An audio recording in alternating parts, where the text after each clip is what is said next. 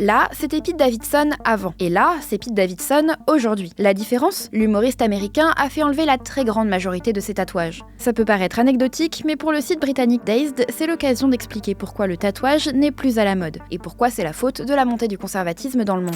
You don't have tattoos anywhere. No. Honey, would you put a bumper sticker on a Bentley?